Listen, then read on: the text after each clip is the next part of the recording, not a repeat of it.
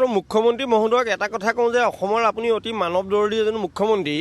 আপুনি সেই সময়ৰ 30/1/2021 তাৰিখে যিদিনা নিযুক্তি পত্ৰ দিছিলে সভাত দিয়া যিটো ভাষণত কথা কৈছিল যে যিসকল চৰকাৰীভাৱে নিযুক্তি পোৱা শিক্ষক তোমালোকক এমাহ বা 45 দিনৰ ভিতৰত নিযুক্তি দিম, তেতিয়া মুখ্যমন্ত্ৰীদেৱক আমি সকলোৱে ধন্যবাদ জনাই কোনো মানুহে তাত একো আপত্তি নকৰিলে। আৰু আজি মুখ্যমন্ত্ৰীদেৱক আমি য'তে ত'তে বিভিন্ন সময়ত লগ ধৰিছোঁ, তেখেতে এটা কথাই কয় যে ডিম ডিম ডিম ডিম। মাত্ৰ ডিমটো গৈ 45 দিনৰ ঠাইত আজি 48 মাহ পাৰ হ'ল। সেইকাৰণে শিক্ষকসকল ধৈৰ্যচ্যুত হৈ আৰু অতি দুখ লগা এটা বিষয়, এইসকল মহিলাই আজি পাকঘৰত থাকিব লাগিছিল, আপুনি অলপ আগত কৈ গৈছে। আজি তেওঁলোকে ল'ৰা ছোৱালীক একো অন্ন দিব নোৱাৰি আহি আন্দোলনস্থলীত বহি আছে। ইয়াতে দৰকাৰ হ'লে দেহত্যাগ কৰিবলৈ আহিছে। যোৱাকালি কেইবাজনো শিক্ষকক এম্বুলেঞ্চে লৈ গৈছে। মই কালিলৈকে গুণোৎসৱৰ দায়িত্বত থকাৰ কাৰণে মই আহিব নোৱাৰি, মই আজি এতিয়া পুৱা ভাগত আহি পাইছোঁ। ময়ো অসুস্থ, মই ট্ৰিটমেণ্টৰ কাৰণেই আহিছোঁ। তথাপিতো মই শিক্ষকসকলক সংগ দিবলৈ এইকাৰণেই আহিছোঁ। সেই সময়ত মই প্ৰধান সম্পাদক আছিলোঁ আৰু মোৰ বলিষ্ঠ নেতৃত্বক সাক্ষী হিচাপে লৈ বৰ্তমান মোক মুখ্য উপদেষ্টা হিচাপে ৰাখিছে। আৰু সেইদিনা মই 29 জানুৱাৰী 2021 চন মই মুখ্যমন্ত্ৰীদেৱক নিযুক্তি পত্ৰ নলওঁ বুলি কৈছিলোঁ। যোগ্য বহু শিক্ষক থাকি গ'ল। ইয়াতে বেতন পোৱা শিক্ষক আছে, প্ৰশিক্ষণপ্ৰাপ্ত শিক্ষক আছে, ইয়াতে পঢ়ি থকা সকলো শিক্ষক চৰকাৰীভাৱে নিযুক্তি পোৱা শিক্ষক আছে।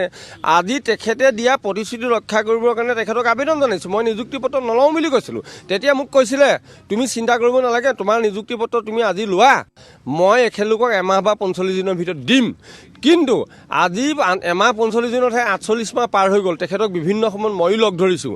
সেয়েহে আজি মুখ্যমন্ত্ৰীদেৱক মই আপুনি দিয়া প্ৰতিশ্ৰুতি ৰক্ষা নকৰাৰ প্ৰতিবাদত মই এই শিক্ষকসকলৰ লগত থাকি মোক দিয়া নিযুক্তি পত্ৰখন স্বইচ্ছাই ঘূৰাই দিবলৈ আজি গুৱাহাটীলৈ ঘূৰি আহিছোঁ। ক'ত ৰাজহুৱা স্থানত ল'ব মুখ্যমন্ত্ৰীয়ে মোক সময় দিয়ক, মোৰ নিযুক্তি পত্ৰখন মই হাতত লৈ আহিছোঁ, মই এতিয়া ঘূৰাই দিবলৈ আহিছোঁ। আৰু যদি সেইটোৱে নহয় তেতিয়া আপুনি সভাত দিয়া বক্তব্যৰ মূল্য ৰাখি এইসকল শিক্ষকক 45 দিনৰ ঠাইত 48 মাহ পাৰ হৈ গ'ল। তথাপিতো এইসকল শিক্ষকে ধৈৰ্য আছে। 48 মাহ পাৰ হৈছে যদিও আপুনি মাঘ বিহুৰ আগেয়ে দিয়ে, পঞ্চায়ত ইলেকশ্যনৰ আগেয়ে দিয়ে, কোনদিনা দিয়ে এইসকল শিক্ষকৰ লগত আলোচনাত মিলিত হৈ তাৰিখটো ঘোষণা কৰক। মই এইখিনিকে আহ্বান জনালোঁ। শিক্ষক মোক নিজে মাতি নিচিনে 15 তাৰিখে মোৰ এটা কেছৰ সংক্ৰান্ত এই ৰিলেটেড কেছ আছিলে 15 মাৰ্চ 2024 তাৰিখে মাতি নি তেখেত মোক মানে যেনেকুৱা মেণ্টেল টৰ্চাৰ কৰিলে যে মই আছিলোঁ ৰোজাত। মই সেই সময়ত এনেকুৱা মানে আন্তৰিক মানে বেমাৰ নিচিনা ষ্টাৰ্ট হ'ল যে মই পানী খাবলগীয়া হ'ল। তেখেত ক'লে সেই সময়তো কৈছে যে পানী আপোনাক দিছোঁ, কিন্তু পানীটো এনেকুৱা খাব। হে তো ঠিক আছে, মই পানীটো বাইদেউ পানী মই নল'লোঁ। বেলেগৰ মোৰ লগৰবিলাক আছিলে, তেওঁলোকে বাহিৰত ৰাখি থৈ দিছিলে, মোৰ লগত আহিবলৈ দিয়া নাই। আৰু মোক দম দিছে যে আপুনি যে কেছ কৰিছে কণ্টেম্প্ট অফ কোৰ্ট, সেই কণ্টেম্প্ট অফ কোৰ্ট বহুত ডাঙৰ কেছ। আপুনি বাইদেউগৰাকীৰ নাম অনুজা ভূঞা বাইদেউ, ডিপুটি ছেক্ৰেটাৰী হয়। হয়, এতিয়াও আছে। হয়, বেয়া ব্যৱহাৰ কৰিছে। পানী দিয়া নাছিলে, মই ৰোজা ভাঙিলোঁ সেই সময়তে। আৰু মোক দম দিছিলে। দম দিয়া মতলব কি, মানে কৈছে যে আপুনি কি ভাবে যে আমাৰ লগত থকালৈকে, আমাৰ নিচিনা ডিপুটি ছেক্ৰেটাৰী থকালৈকে কি আপুনি আমাৰ নাৰায়ণ কোঁৱৰ ছাৰক আপুনি কোৰ্টত কি চুচৰাই নিব পাৰিব, এনেকুৱা মোক দম দিলে। তেতিয়া মোক মানে কিবা লাগিলে। মইতো সেইটো দম দিয়া বা এনেকুৱা কাম কৰিবলৈ অহা নাছিলোঁ। মইতো ন্যায় বিচাৰি আহিছিলোঁ, ন্যায় যিটো মোৰ গণতান্ত্ৰিক অধিকাৰ। মই এইকাৰণে মুখ্যমন্ত্ৰীলৈ অনুৰোধ কৰিছোঁ, হয় আপুনি মোক ন্যায় দিয়ক, আৰু নহ'লে গণতান্ত্ৰিক যিটো মোৰ অধিকাৰ আছে, ন্যায় পোৱা অধিকাৰ, সেই ন্যায় আপুনি ৰিভোক কৰি লওক, যেনে ভৱিষ্যত আমি আৰু আহিব নালাগে এনেকৈ ন্যায় বিচাৰি। আপোনাৰ লগতো তেনেধৰণৰ কিবা ব্যৱহাৰ তেওঁলোকে কৰিছিলে নেকি? হয়, আমাক টেম্পু চলাবলৈ কৈছিলে আৰু আমাক শিক্ষক আপোনালোকক টেম্পু চলাবলৈ কিয় ক'লে? যিসকলে টেম্পু চলাবলৈ আমাক পৰামৰ্শ আগবঢ়াইছিলে, যিসকলে দোকানদাৰী দিছিলে, দোকানদাৰী কৰিব, খেতি কৰা লোকসকলক খেতি কৰিবলৈ আমাক কোৱা হৈছিলে। আৰু আমাৰ এগৰাকী আমাৰ শিক্ষয়িত্ৰীৰ ওপৰত আৰু আমাৰ শিক্ষক এজনৰ ওপৰত পিন্ধা ফুৰাৰ ওপৰতো আমাক চকু দিয়া হৈছিলে। আমি এইদৰে ব্যৱহাৰ পাতি পাইছিলোঁ।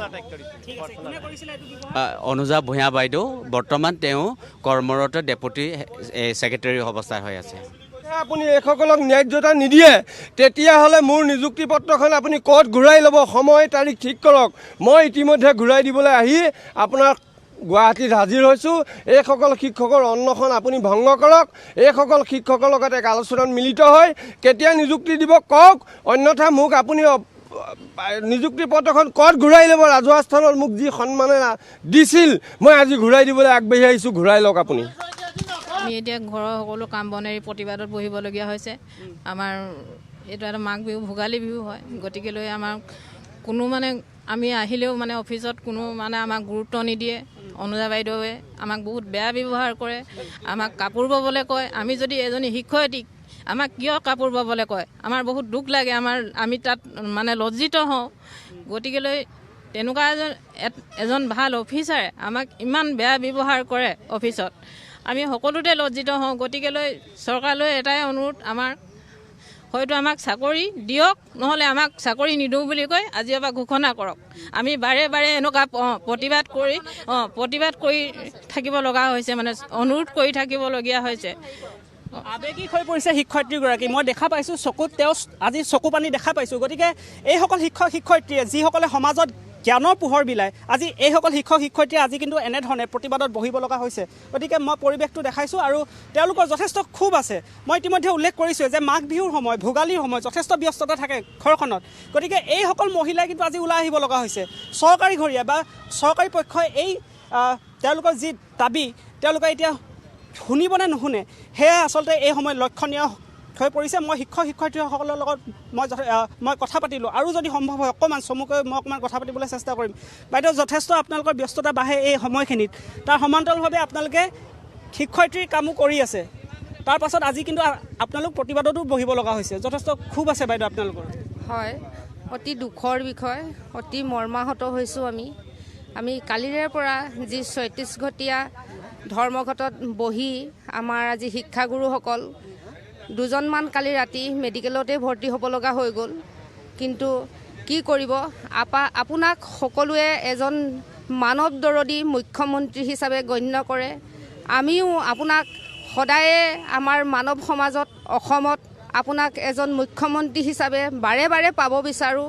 কিন্তু আমাৰ এই শিক্ষক সমাজৰ যি মনৰ ক্ষোভ, মনৰ দুখ, যি আৰ্থিক অনাটনত আজি ভুগিবলগীয়া হ'ল, যি পৰ্যায় আপুনি আমাক পোৱালেহি, আমি এতিয়াও আপোনাক পুনৰ কাতৰস্থ কৰিছোঁ। আমাক সেই ৰাস্তাৰ পৰা আপুনি আকৌ পোহৰৰ পথলৈ গতি কৰাই আনি আমাক এই সুদূৰ গুৱাহাটীৰ পৰা আমাৰ নিজৰ বাসগৃহলৈ এই ভোগালী বিহুৰ আগে যাতে আপুনি আমাক পঠাব পাৰে, শেষবাৰৰ কাৰণে আপোনাক আমি কাতৰে অনুৰোধ জনাই মোৰ ক'বলগীয়া শাৰী ইমানতে সামৰণি মাৰিছোঁ। মই শিক্ষয়িত্ৰীসকলক দেখিছোঁ আৰু তেওঁলোকৰ চকুত চকু পানীও দেখিছোঁ।